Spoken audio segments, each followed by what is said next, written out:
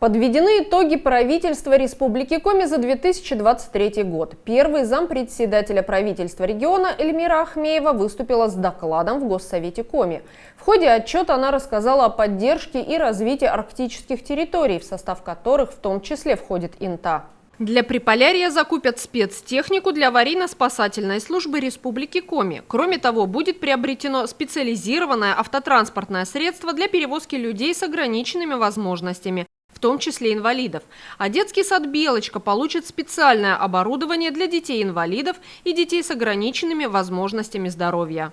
В нашем городе в двух детских садах, в Рябинушке и в Белочке, работают группы компенсирующей направленности для детей с нарушением речи, с нарушением зрения, с задержкой психического развития и для детей со сложным дефектом.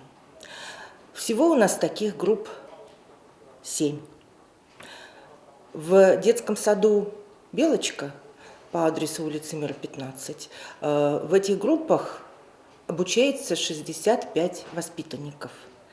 Из них 20 воспитанников одновременно относятся к категории не только лиц с ОВЗ, с ограниченными возможностями здоровья, но и являются детьми-инвалидами.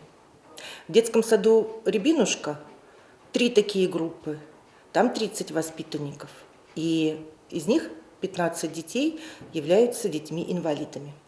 Когда в этом году начался проект по развитию отдельных территорий, мы знаем этот проект под названием «Проект развития арктической зоны», мы составили свои предложения для укрепления материально-технической базы детского сада «Василек», потому что там расположены группы для детей с нарушением зрения, а для того, чтобы работа по устранению нарушений зрения была эффективной, недостаточно работы только специалистов-дефектологов.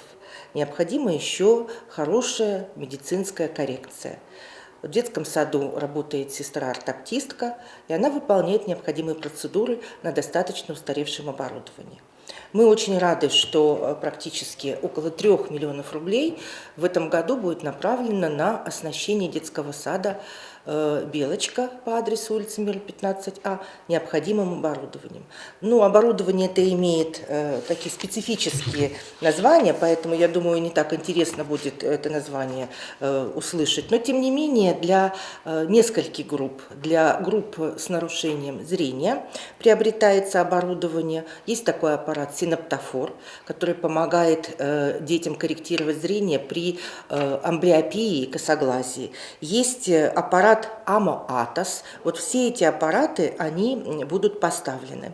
Для детей с нарушением речи и для детей с другими нарушениями будет приобретен световой стол для рисования песков, умное зеркало логопеда со встроенным персональным компьютером и экраном, интерактивный сенсорный логопедический стол и игровые наборы Монтессори. На сегодняшний момент это позволит сделать пребывание детей не просто полезным, но и познавательным в детском саду. Мы взаимодействуем в этом направлении с Министерством образования и науки Республики Коми, потому что именно министерство определено лицом ответственным. На сегодняшний момент город будет только получателем этих средств и предметов. Когда они к нам поступят, мы пока не знаем, но постановление правительства Республики Коми уже есть. Надеемся, что до конца этого года это будет 100%, но надеемся, что это будет еще и в этом учебном году.